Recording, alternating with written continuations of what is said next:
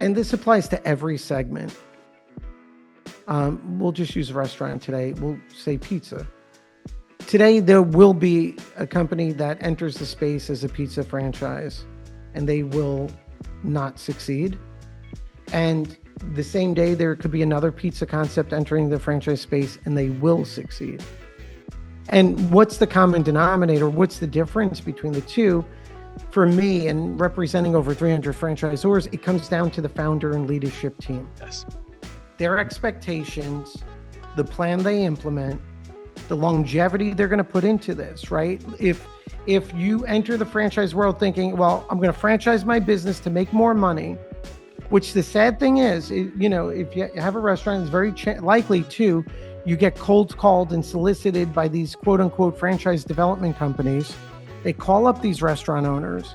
There's one woman, what a sweet woman. She had it's organic food. She was solicited by one of these companies.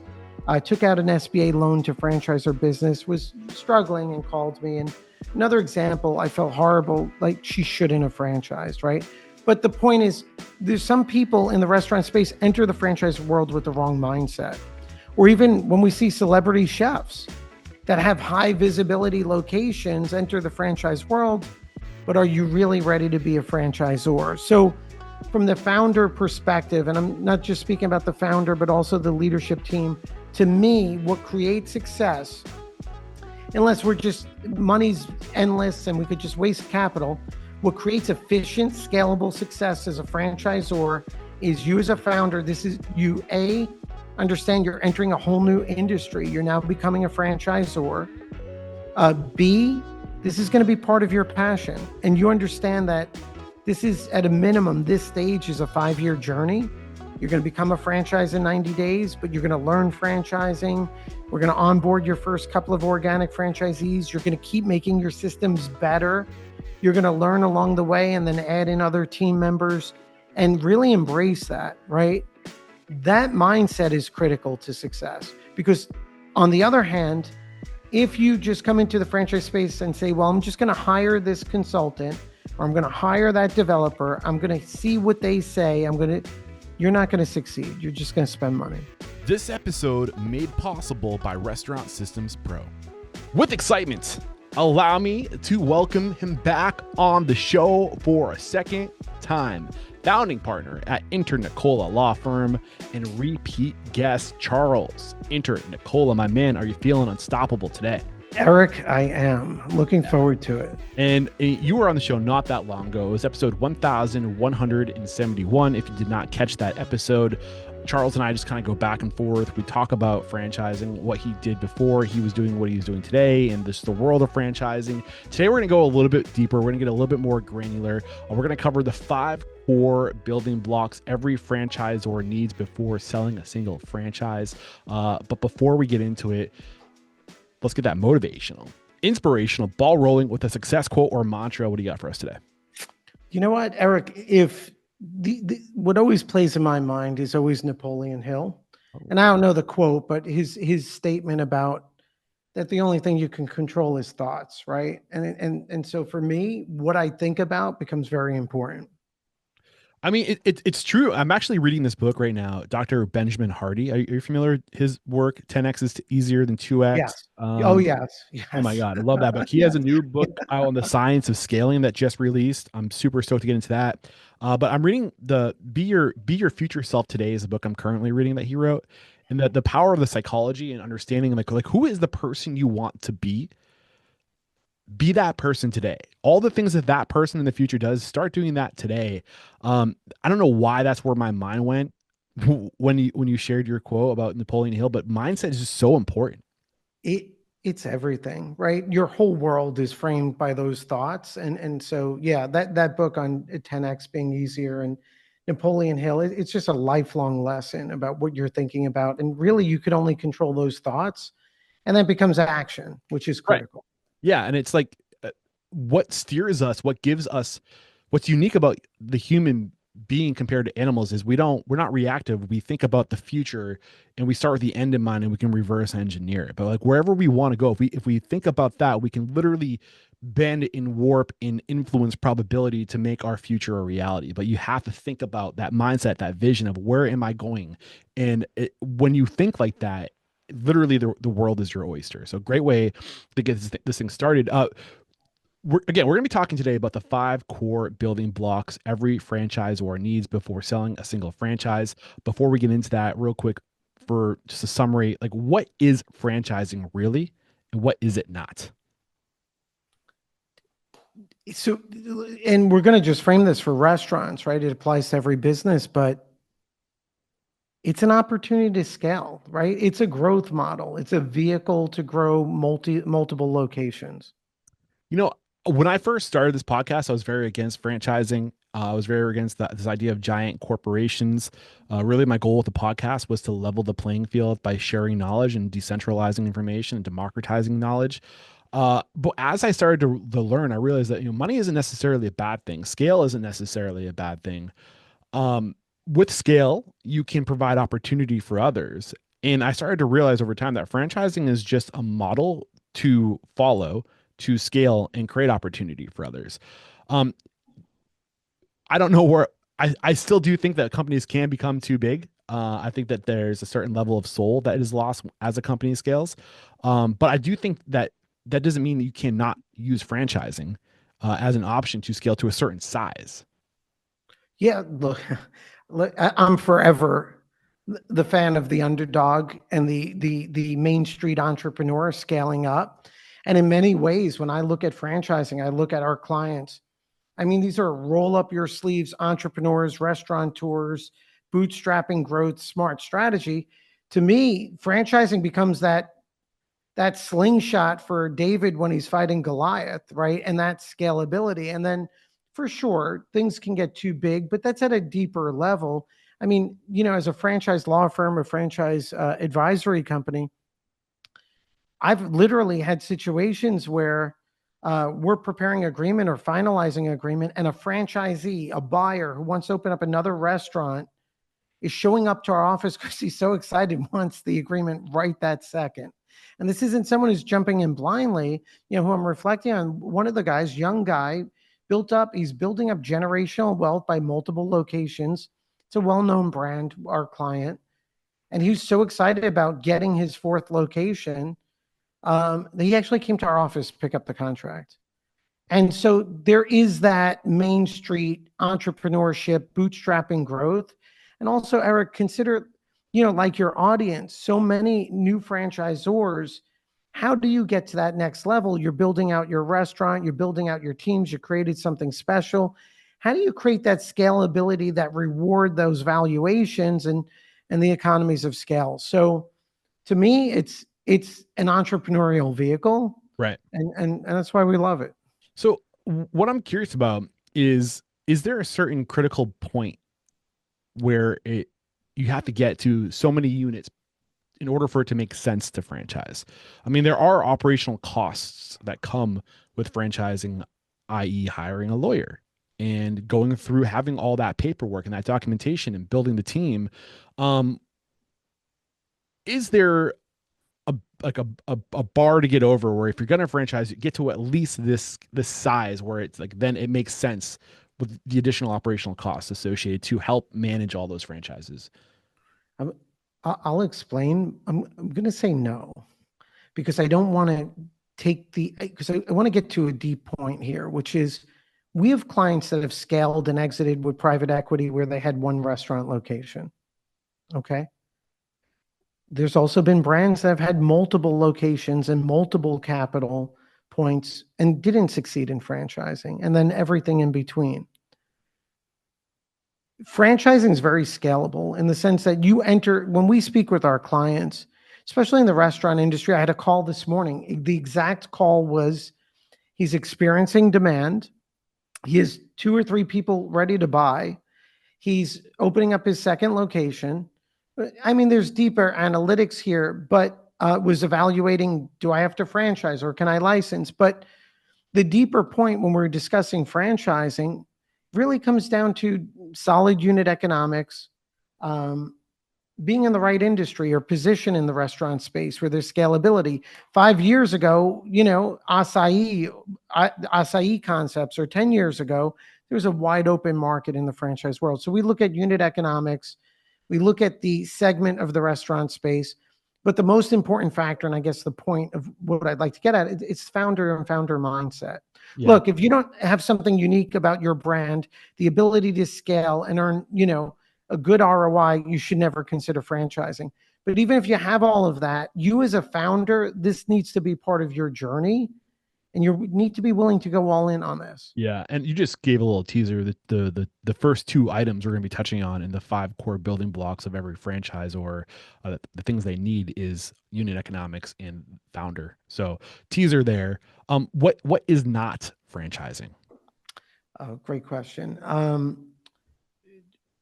A restaurant that is not achieving superior profitability in its space, that doesn't have systems and replication. Maybe it's a great menu and a great product, but it'll be almost impossible to maintain quality control and replicate with franchisees. A founder or leadership team that's thinking about franchising as an extra revenue model and not understanding it's going to take 5 years to build something special and invest capital. So those would just be some main points. I mean, there needs to be something unique about the brand, the profitability, the operations, the customer experience, and most important, the founder and team willing to learn on this journey and really improve. Yeah, and I think now we should just get right into those five core building blocks every franchisor needs before selling a single franchise. Because I feel like if I start asking you more questions, you're going to start getting into these building blocks.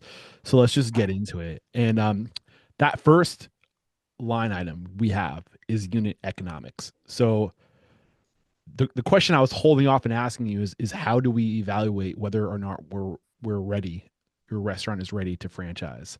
And I think that is the answer. What are your unit economics? Well, it's probably part of the answer, but what is that, like that first part? Like, let's get into it. Unit economics.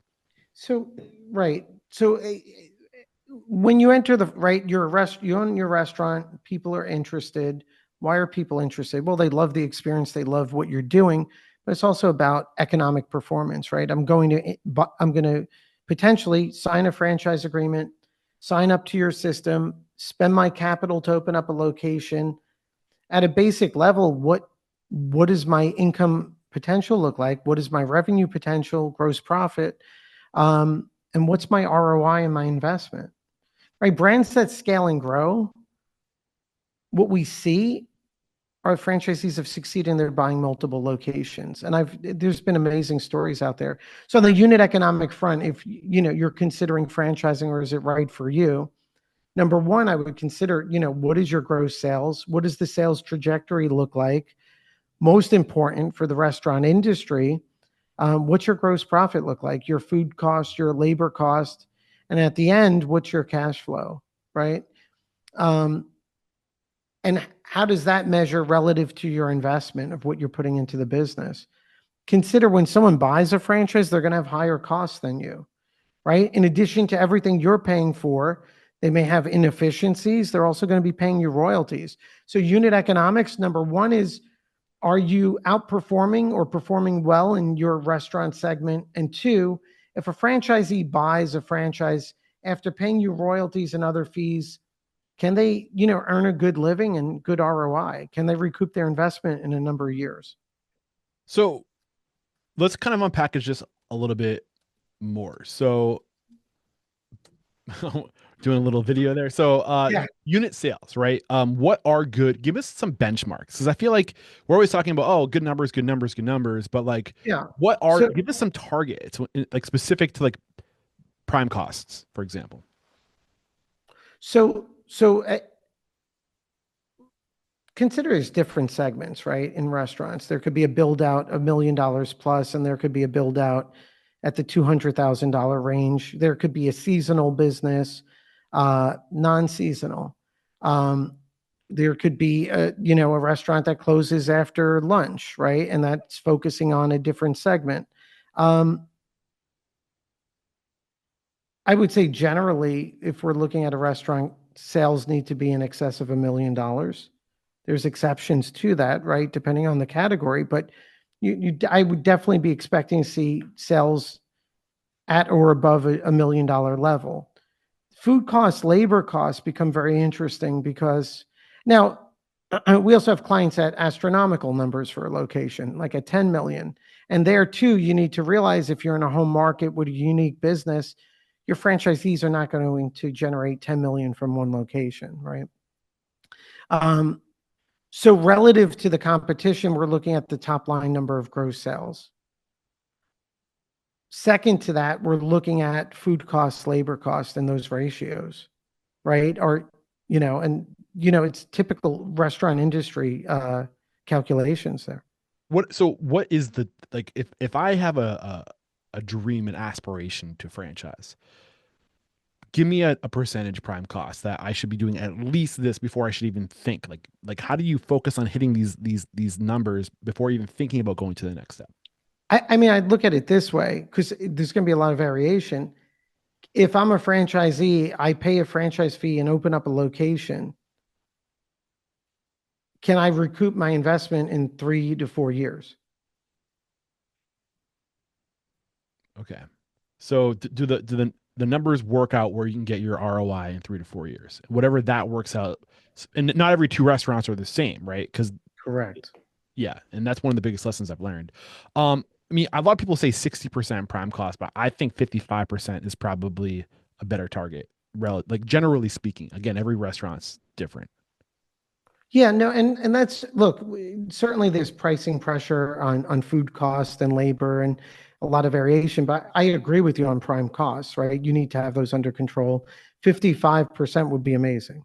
Right. And that can be, in talking about every restaurants are different. Like how that gets split up between cost of goods and labor can be relative to your concept, right? But as long as those two combined cost of goods and labor are near or below 55%, you're doing something right. Again, when I'm baselining the conversations, typically that's where we see the brands at, right? I mean, they could tip over in one direction or the other, but that 55 to 60% is where we're seeing prime costs. Got it.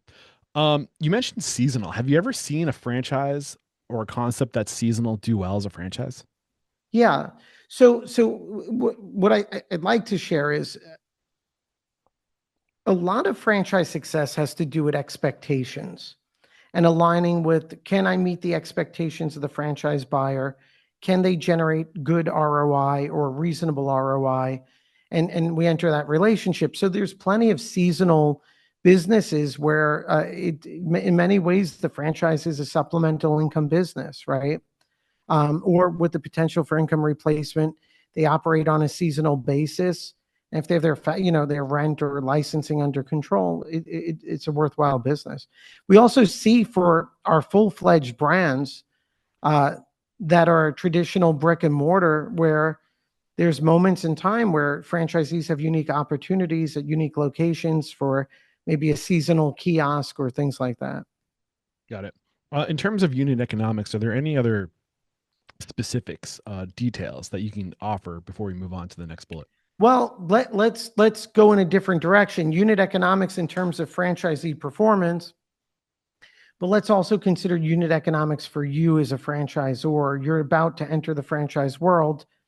How do you do it cost effectively and balance out all the costs, right?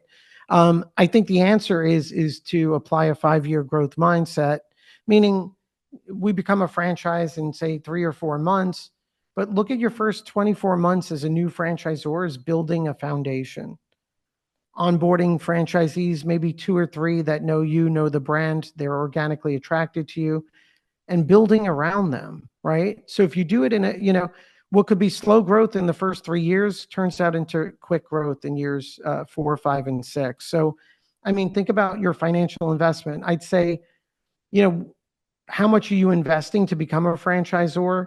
I mean, I'd tell you in hard costs, probably anywhere from $50,000 to $100,000. The biggest secret in the franchise world is it's not so easy to sell franchises, meaning finding franchise buyers. And for a restaurant, you need to season your offering, meaning you need to onboard those pioneering franchisees, show you can make them successful, demonstrate the numbers they replicated.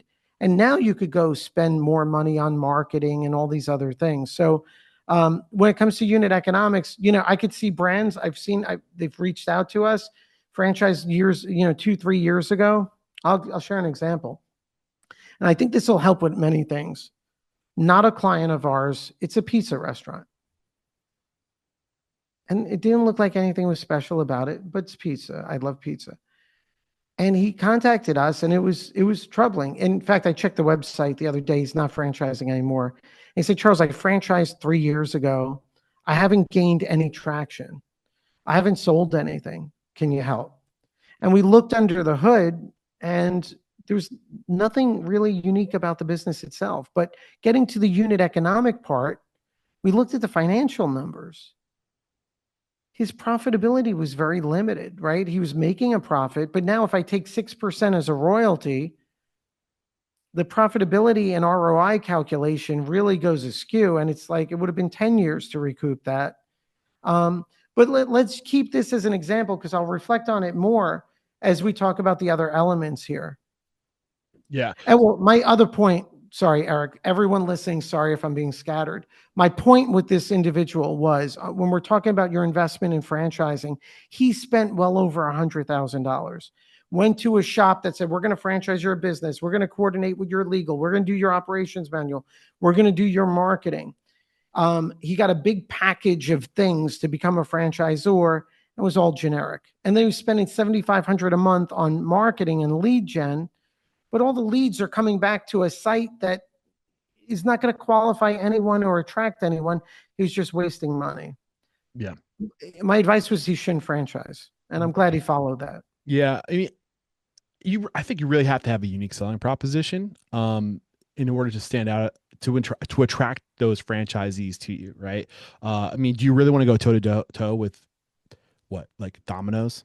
Like that's a hard market, or just there's so many pizza concepts that are franchised right now. Like what are you going to do that's different than all those other people to stand out? Well, yeah, I will say this. There's lessons learned. There's some crowded spaces where I've seen clients, sophisticated operators franchise. And I'm like, wow, well, I mean, think of it this way too. I'll use a national example that everyone knows. When Five Guys launched, who on this planet thought we needed another burger franchise, right? Right. So there's something there, but you need to be unique, right? Right. But you think about a Five Guys experience relative to, say, McDonald's or Burger King or Wendy's. Like you walk into a Five Guys, it's a totally different experience. It's a totally different burger, Right. But if you were just saying, do we need another burger franchise? No. But you're right. It's materially different. Let's look at And Pizza, right? Back in the pizza, right. Like, do we really need another franchise concept? But look at And Pizza, which exploded. I'm not sure if they ever franchise or there's corporate, but they have this elongated pizza. I think they were probably one of the first to market. And then you look at Via 313, which I don't think they franchise. They're still a corporation as well, but Detroit style pizza, right? So like, what is that unique selling proposition? So you mentioned, like, thinking about that 5-year plan. I'm happy you mentioned this. They say you need to have at least a 2-year runway to cover your operational costs when you're starting. So go out, get the money to get open, and then also raise enough money to pay yourself and your employees and to cover your liabilities for 2 years thereafter, because it takes 1 to 3 years to get to that point where you're developing the clientele, that foundation, those relationships to become profitable. You also mentioned, you want to be able to recoup your investment anywhere from $50,000 to $100,000. So is that $50,000 to $100,000 a pure profit? We're not including owner's pay there, but the profit. No, what I'm saying, recoup my investment in the entire build out of the restaurant, right? So you as a franchisee want to be able to recoup your, I want to recoup just the 50,000 franchisee fee, but the additional everything. Correct. Yeah. Yeah. So we're looking, what's that on average? Like, I know this, again, no two restaurants are the same. Well, it varies. I mean, but it's tipping into 4 years, right? $2 million. Yeah. Well, I mean, most, a lot of franchises in the restaurant space will see under the $2 million mark. Right. We'll see it in the mid 1 point, the mid 1 million range. But you want to recoup in about 4 years that investment. I think that's part of one of the things that we see too, like in terms of unit economics, like why is Chick-fil-A so successful? Because what is the build out to a Chick-fil-A? Like what do you have there? Fryers? Right. I mean, let's get to the next element because this folds in really good with brand, right? So What up, Unstoppables? This episode is made possible by Restaurant Systems Pro. If you are a listener of Restaurant Unstoppable, I know you've heard me mention Restaurant Systems Pro, but just in case you haven't heard of it yet, it is a all-in-one enterprise solution. All the most critical systems that will help you become profitable. I'm talking about costing. I'm talking about inventory management. I'm talking about budgeting. I'm talking about labor management. I'm talking about training. The list goes on, all under one roof, tied to your general ledger, and they have their own POS, and they integrate with nearly every major POS out there. Restaurant Systems Pro is an amazing tool, and this is the thing that gets me really excited. When you join Restaurant Unstoppable Network, you get access to the CEO of Restaurant Systems Pro, Fred Langley, twice a week for a P&L Power Hour. He literally will let you open up your P&L, share it on the screen, and he will help you close the gaps and increase your profitability. You do not have to be a Restaurant Systems Pro user to benefit from these live events. He doesn't care. We're just here to help you. Head over to restaurantunstoppable.com/RSP to get the full playlist of every Restaurant Systems Pro episode, a link to all the testimonials. And if we haven't sold you on Restaurant Systems Pro by then, I don't know what else to do. But if you really want to up your Restaurant Systems Pro experience, be sure to join Restaurant Unstoppable Network too. All right, guys, one more time, head over to restaurantunstoppable.com/RSP. We're building those building blocks. We're talking about unit economics. You bring up Chick-fil-A, and like that's a brand, right? In terms of doing something unique. So nothing else you bring to the conversation relative to unit economics? Unit economics, I'd say for everyone who's listening, number one, your performance needs to outperform the competition. Two, you need good profitability, right? Three, your profitability is good and can be replicated by franchisees so that when they're paying you royalties on top of their other expenses, they're generating a good ROI where they could recoup their investment in about 4 years, right? I think those are some basic building blocks as to how they should be thinking about it. Got it. So next on the list, we just covered unit economics. Next on the list is founder. But are you saying you want to jump to brand instead? Founder, I'll go to founder. Yeah, I mean it's the most important thing. So what do you So mean by that? Having that on the list? What do you mean by yeah, that? well, and this applies to every segment. We'll just use restaurant today. We'll say pizza. Today, there will be a company that enters the space as a pizza franchise, and they will not succeed. And the same day, there could be another pizza concept entering the franchise space, and they will succeed. And what's the common denominator? What's the difference between the two? For me, and representing over 300 franchisors, it comes down to the founder and leadership team. Yes. Their expectations, the plan they implement, the longevity they're going to put into this, right? If you enter the franchise world thinking, well, I'm going to franchise my business to make more money, which the sad thing is, if you have a restaurant, it's very likely to, you get cold called and solicited by these quote unquote franchise development companies. They call up these restaurant owners. There's one woman, what a sweet woman. She had it's organic food. She was solicited by one of these companies, took out an SBA loan to franchise her business, was struggling and called me. And another example, I felt horrible, like she shouldn't have franchised, right? But the point is, there's some people in the restaurant space enter the franchise world with the wrong mindset. Or even when we see celebrity chefs that have high visibility locations enter the franchise world, but are you really ready to be a franchisor? So from the founder perspective, and I'm not just speaking about the founder, but also the leadership team, to me, what creates success, unless we're just money's endless and we could just waste capital, what creates efficient, scalable success as a franchisor is you as a founder. This is you, understand you're entering a whole new industry. You're now becoming a franchisor. B, this is going to be part of your passion. And you understand that this is at a minimum, this stage is a 5-year journey. You're going to become a franchise in 90 days, but you're going to learn franchising. We're going to onboard your first couple of organic franchisees. You're going to keep making your systems better. You're going to learn along the way and then add in other team members and really embrace that, right? That mindset is critical to success because, on the other hand, if you just come into the franchise space and say, well, I'm just going to hire this consultant or I'm going to hire that developer, I'm going to see what they say, you're not going to succeed. You're just going to spend money. Yeah. So the big difference is, and I'm so happy you went here. It's one of the biggest things I echo, and one of the biggest lessons I've learned. Behind every great organization is a great person. Behind every great restaurant is a great person behind. So like really, when you're looking to become unstoppable, when you're looking to be the best, it doesn't start with working on your restaurant. It starts with working on you. Everything starts from the inside out. You're only going to attract onto yourself people who who are like birds of the same feather flock together. You're not happy with the people you're attracting onto yourself, look in the mirror. It all starts with you. So if you're looking to franchise because you want to fill your pockets with money, that's not inspiring. Like that doesn't draw people to you.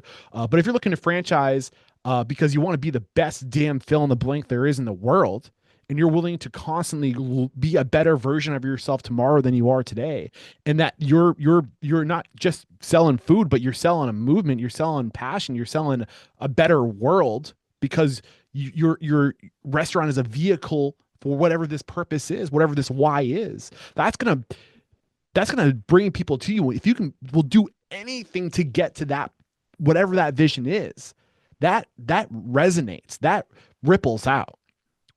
So, what you said, one has to want and understand that, this is a whole new. So this kind of reminds me, you have to get it, want it, and have the capacity to do it. We talk about like the world of EOS, which we're big EOS promoters here at Restaurant Unstoppable.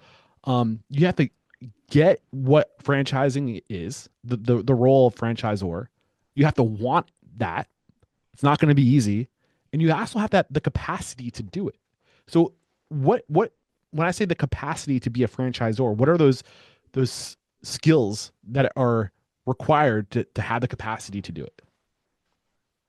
It's learning, right? It's just embracing that journey and learning and building up a team. So when you become a new franchisor, you're entering a world you don't know, right?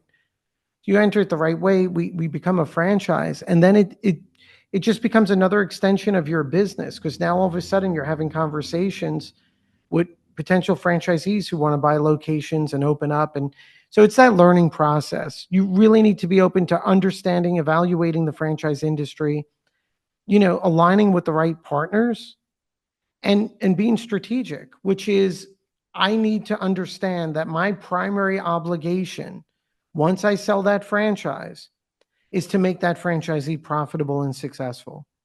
And now that I've taken on that obligation, we're a new franchisor. We're not going to have every system and process and procedure. We're just not going to have it. But I am ready to, whether it's myself or our team, over support that franchisee, build and keep improving our systems along the way, and make them successful. Yeah.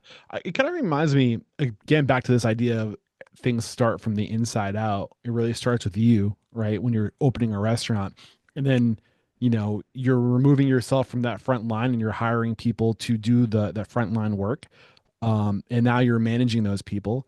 And then now you're removing yourself from the management position. You're hiring a manager to manage the frontline people.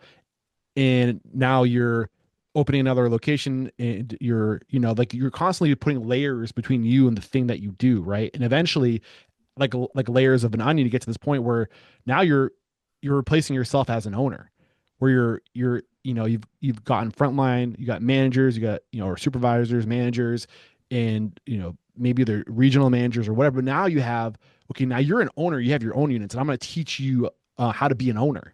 And it just keeps on kind of those layers of the onion just kind of keep expanding out. And I think franchising is just another layer that's there as an option to get bigger. Yeah, and in many ways, your first two, three, four, five franchisees and openings are going to be like your own, Right. right? And that's, so from a founder perspective, that really, what we just described, what you described, that really needs to align with you as something that you want to do and something that aligns with your goals. I tell restaurant owners all the time, time's valuable. And so the fact that you're not willing to do this is not a negative. It could indicate you're intelligent and you're thoughtful as to what you want and not. It becomes really, where do you want to be spending your time and what's the best ROI on the inputs you're going to put into franchising?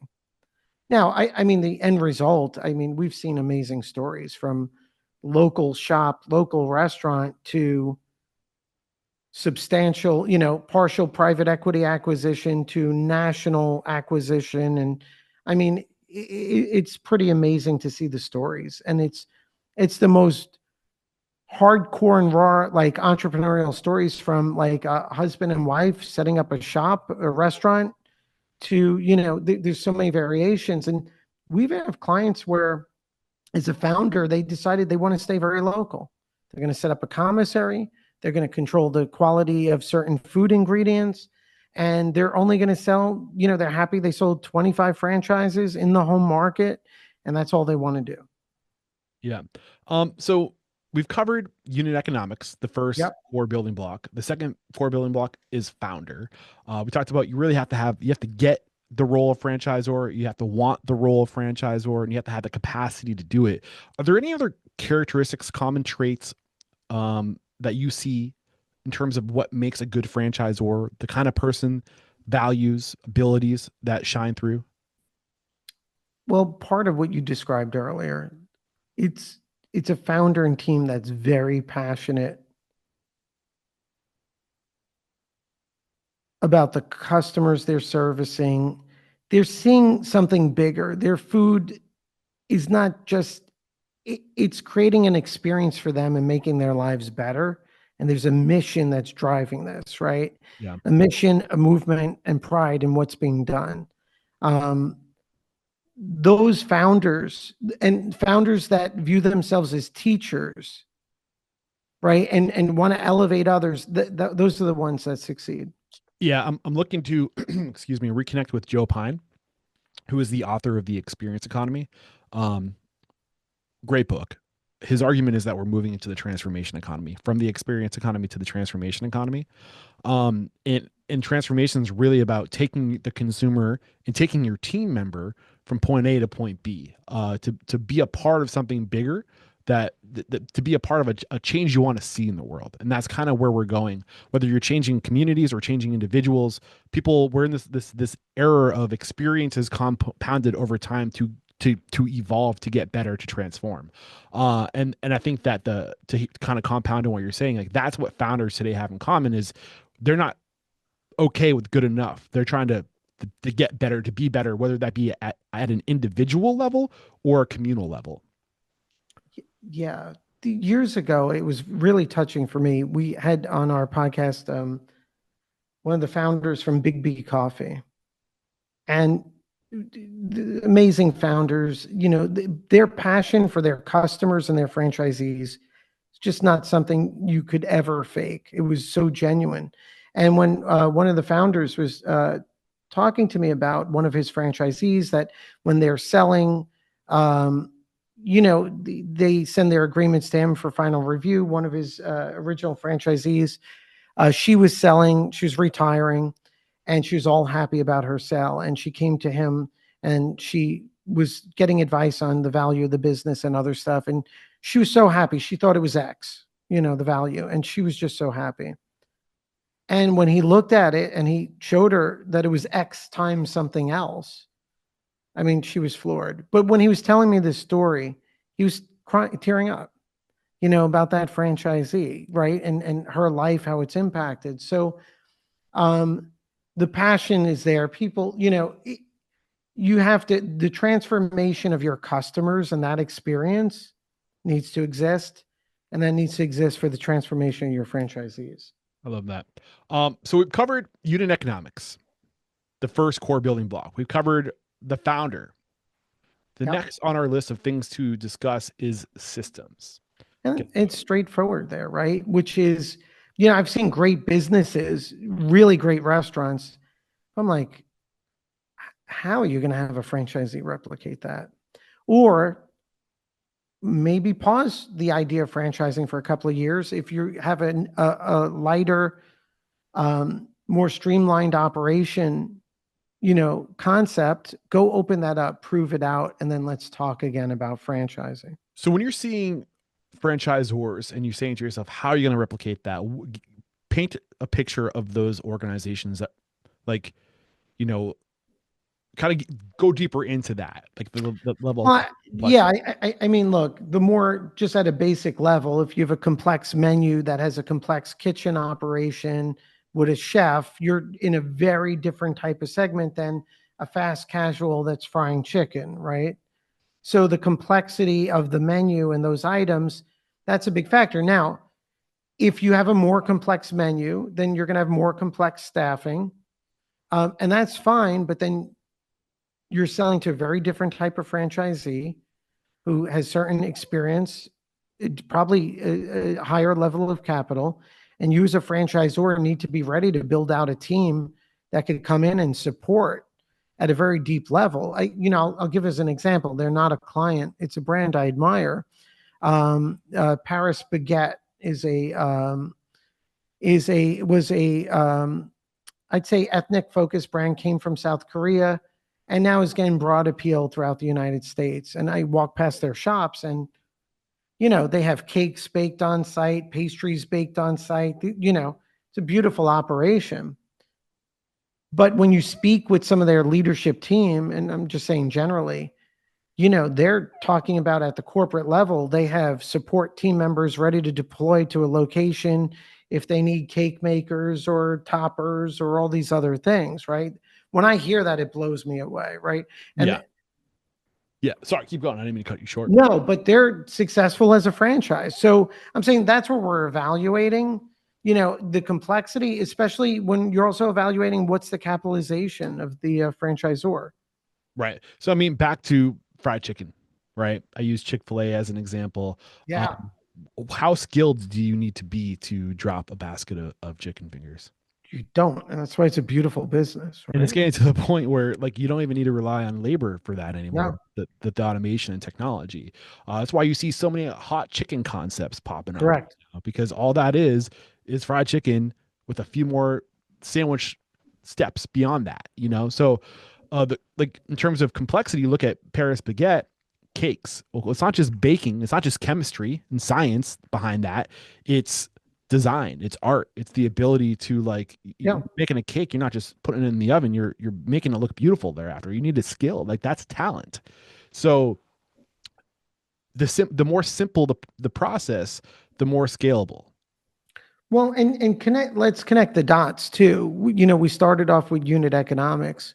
In a chicken space, I won't say the brand, but when I'm speaking to one of their leadership team members, and now the brand I'm thinking about is scaled very significantly in the franchise world, they're obsessed with their operations and systems. They're obsessed with their procedures and their instructions and their operations.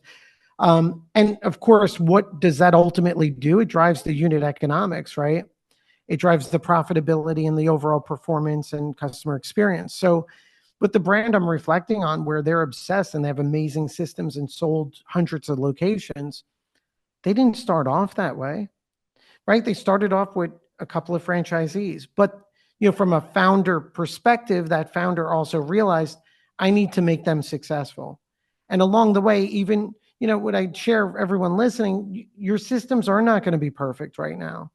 But that's part of your journey and part of what you'd want to do as a founder and leadership team, to obsessively focus on how to make those operations better for franchisees. Right. um you said you wanted to keep bringing this pizza concept back to the surface. Is there Yeah, anything at let's this do point? that. Yeah, so let's connect the dots. So unit economics, they just weren't profitable enough. Um, Founder. Founder, he entered the space because someone called him and said, "Hey, it'd be good for you to franchise." Systems, when I went to their franchise sales website, it didn't say anything. It said join a growing industry. We have successful prototypes. Don't know why you would call your restaurant a prototype. That makes it sound experimental to me. Right. And never discussed anything about or answered a question of how we help you succeed, right? If I'm buying a restaurant, I want to know unit economics, how you help me do it, right? And who's the team that's going to back me up and make me Why are successful? we doing it? Yeah, Yeah.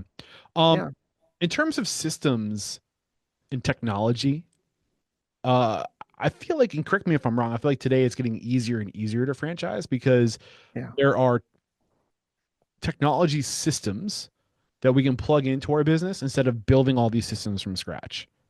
And Yeah, I mean, the restaurants are some of the most high tech businesses out there, and there's some great providers out there, whether it's point of sale systems, managing labor, all these other things. So, yeah, there's tremendous technology advantages, and then if you add that to systems that are improving efficiency and production and quality control, that's where franchising really generates economies of scale and scalability, and why it's definitely been a proven model. yeah. Um, what do you have thoughts? I mean, deep do you get as a franchise lawyer? How deep do you get into coaching your clients on technology, or do you not even kind of go go there? Is that not your lane? So no, well, we have Good Spark is our growth accelerator. It's a mastermind community coaching, and part of what we do, we have our growth conferences. I mean, our clients are all networking with one another, and even in the same industry, they're helping each other out. It's amazing. So they're sharing knowledge base there, and certainly there's vendors that will come to our conferences and events, and what I find is these vendors are as genuine as the entrepreneurs, right? Because they're building their own companies. Right. So we do help, and then for our clients too, we have a very big network of individuals that ran sales or operations for franchise companies. And typically they were with the founders when they started and they scaled up, got acquired, and now they perform, they're on the advisory side. Well, kind of where I was going with this, I think there are like Restaurant Systems Pro or Restaurant 365 comes to mind. Are you familiar with those platforms? Yes. Yep. So you have, I think traditionally where restaurants go wrong in terms of systems is systems for managing prime costs, inventory, budgeting, costing, labor, purchasing, accounts Mm-hmm. receivable. Um, like all these things that you from day one can have ironclad systems in place if you're willing to do the work. It's not a question of how, it's just the discipline back to founder to do the damn thing, the hard thing, to do it right. But I think you get these literal templates in the software to go with it, the technology to go with it, where it's a lot of lifting on day one or early on to get all of your recipes uploaded and to kind of fill in the void within these systems. But once you do that heavy lifting, that 3 to 4 months of heavy lifting to get everything onboarded, then it's like you can literally hand it off. And I mean, you can have the best systems out there as a single unit operator. Yeah. The financial reporting controls and data is immense in the restaurant Right. space. It's immense. And I again, Unprecedented too. Like never before has it been this easy to get that level of detail. and that's where real advantage comes in for a restaurant in the franchise space with that duplication. I'm blown away when I look at some of these data points. I mean, pulling like, and to your point, if you do it up front and build out the ledgers and all these other reporting controls as you grow. Now, how does this come up for us? Usually, a company is they franchised. They didn't know what they didn't know, but they were genuine. They succeeded. They have 10 franchisees, and they hit some pain points like we need better financial controls. Then they start introducing it, and then you see them shifting up, Right. and but the technology is amazing. Yeah, it blows my mind. You see people opening restaurants and they're focused on the shell. Like they build a restaurant and they're building a Yeah. shell. The color, the chairs, the hardware, and they're just literally building a shell, but they're not building the guts. They're not building the vital organs that actually keep the business running and healthy. And what is an extra, I don't know, what is an extra $10,000 if you're raising $1 million, 1.5 million, to build the shell, the expensive part, when you can get the software and an expert, a coach, whether that be a controller or somebody who's familiar with the software to like roll it out for you, little comparable to the shell that you're investing in to get the guts going well. It blows my mind that people aren't willing to do this. I'm not there yet. Big companies do that, not small companies, right? Well, what is your goal? Yeah, look, the fortunate thing is in the franchise world, I see it getting adopted more and more. Yeah. And it's just so critical. Right. Okay. We've covered unit economics. We've covered the founder. We've covered systems, brand.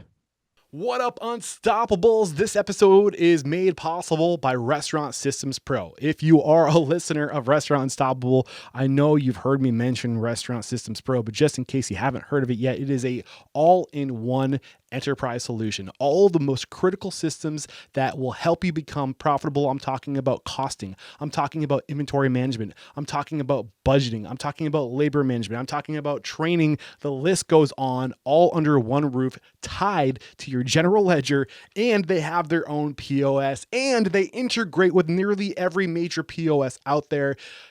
Restaurant Systems Pro is an amazing tool, and this is the thing that gets me really excited. When you join Restaurant Unstoppable Network, you get access to the CEO of Restaurant Systems Pro, Fred Langley, twice a week for a P&L Power Hour. He literally will let you open up your P&L, share it on the screen, and he will help you close the gaps and increase your profitability. You do not have to be a Restaurant Systems Pro user to benefit from these live events. He doesn't care. We're just here to help you. Head over to restaurantunstoppable.com/RSP to get the full playlist of every Restaurant Systems Pro episode, a link to all the testimonials. And if we haven't sold you on Restaurant Systems Pro by then, I don't know what else to do. But if you really want to up your Restaurant Systems Pro experience, be sure to join Restaurant Unstoppable Network too.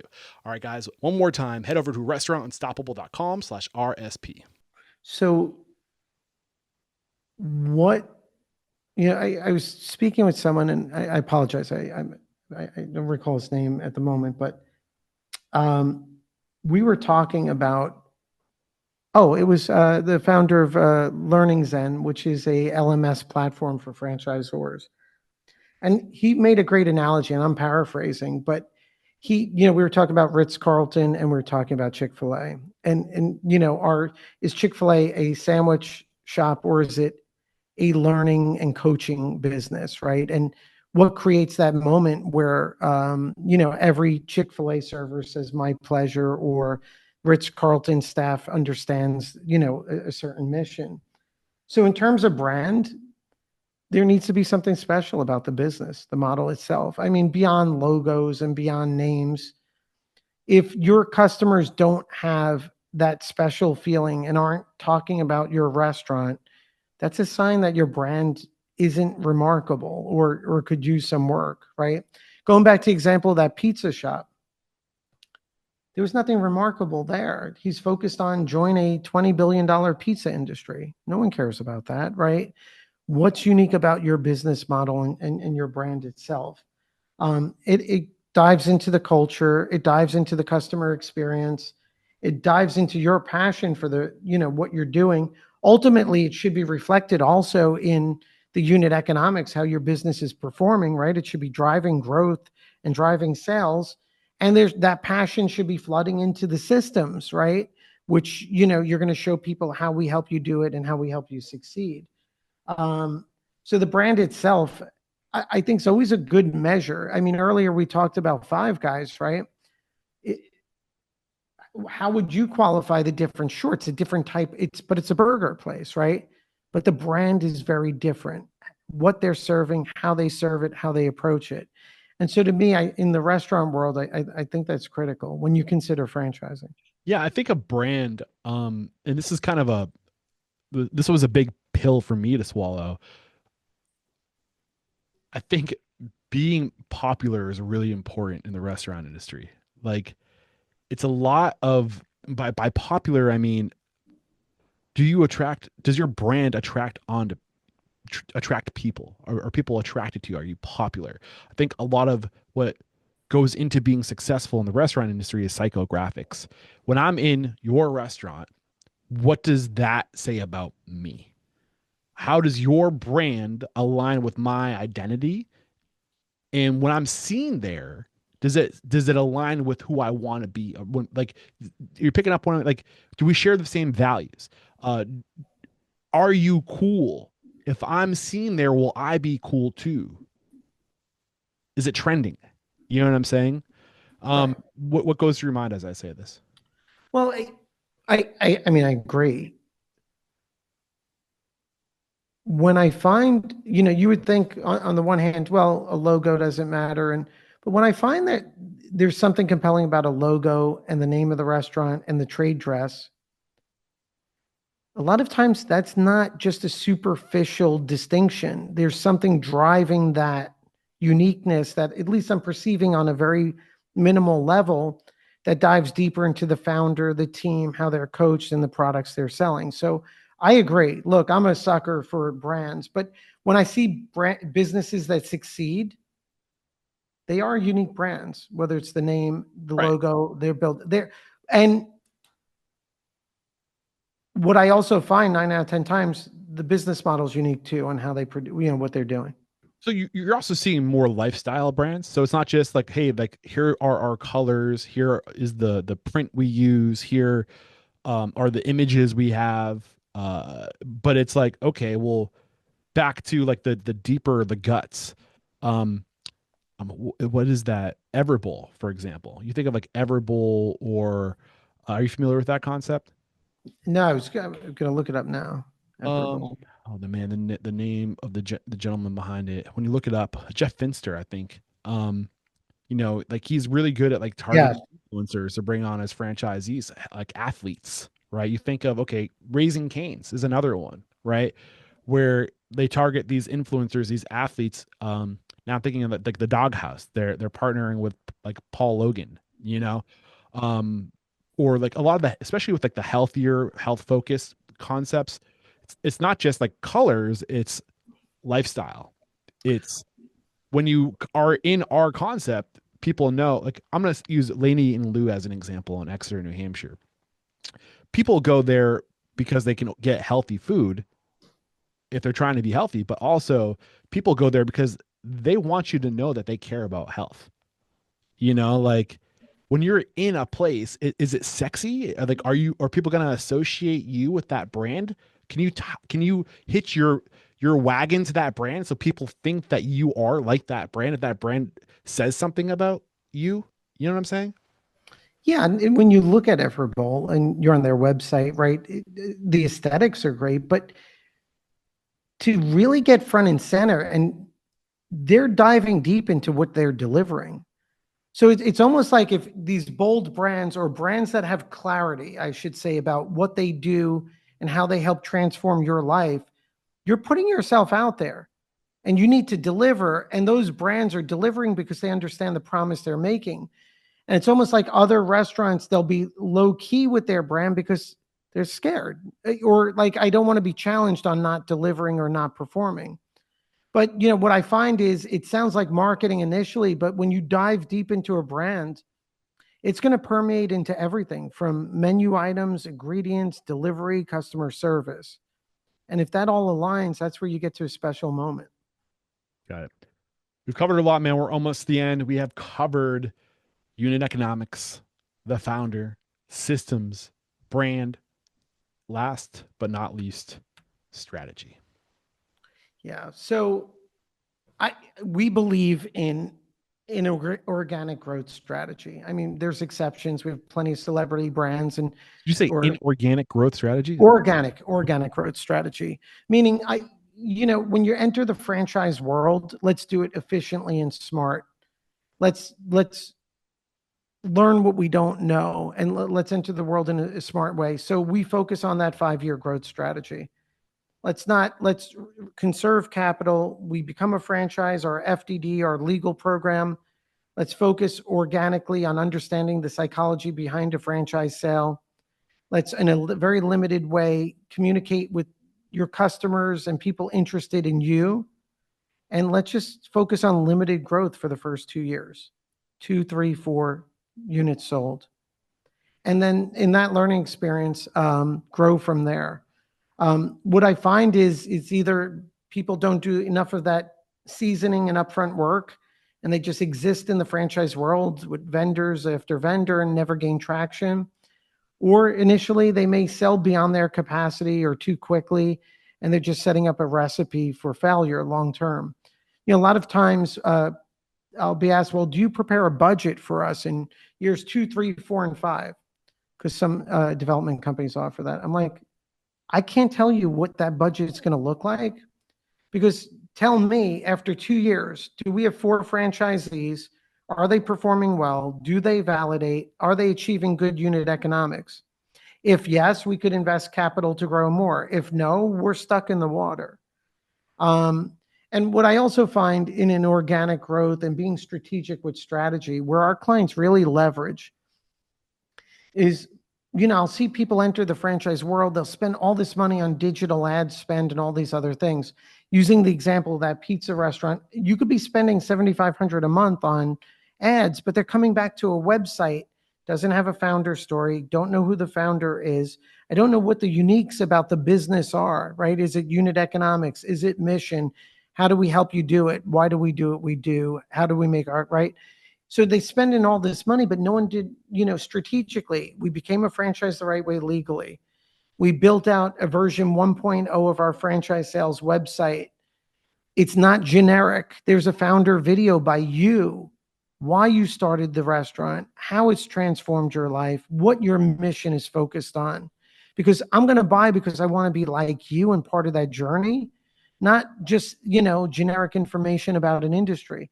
And then the key is coming to conferences and events where, like, for example, at our Fran Camp conferences, you're meeting people, that amazing entrepreneurs with, between 20 units and 150 units, right? And once you start unlocking that, that's where strategic growth comes in. And, for me, it's all about setting the right strategies, just setting a foundation over 2 years, building a platform for success, and then really scaling after that based on your goals. And then also a strategy, understanding that it may be good. All I may ever want is 20 units, right? Or a hub and spoke model and stay in my local market. Honestly, that's my vision. That's my goal. That's the change I'm trying to see in the world, is to, the mission statement is to inspire, empower, and transform the industry. Inspire through stories, making an example of people, sharing perspective. That's inspiration. Empower through not just getting the inspiration, but here is how they're doing it. Here are the resources, the tools, the technologies, the individuals these people are going to get there. And then inspire, empower, transform. Transform is bringing people together to support one another on that journey, connecting people with people like yourself. If they want a franchise, like, here are the people that you can surround yourself with. The community is what transforms, right? And my goal, my hope is that if we can decentralize and we can democratize knowledge, and we can get this information out there and level the playing field, then we can have more 20 to 30 unit franchises across the nation that are regional, and that we can spread money out. We can create local opportunity. I love concepts like Pal's Sudden Service and P. Terry's. They're not franchises, they're corporations, but what's stopping you from using the franchise model to do what they've done? You know what I'm saying? To own a region, to keep that money local, to go further together. Yeah, and you're on that journey, Eric, right? What you're doing. There's a lot of transformation out there. We're a franchise law firm, we have advisory, but in many ways, I think I have the best legal job on the planet, our law firm, because we play a small role in that entrepreneurial journey, and you see the transformation. You see it at so many levels. The founder that becomes a franchisor that exits, the franchisees opening up multiple locations. There's opportunity, right? And then, there's also challenges. There's also missteps or bad intentions and, certain people. But you referring to a community it's critical, right? That's all we have. I mean, and there's a greater good here. It's funny.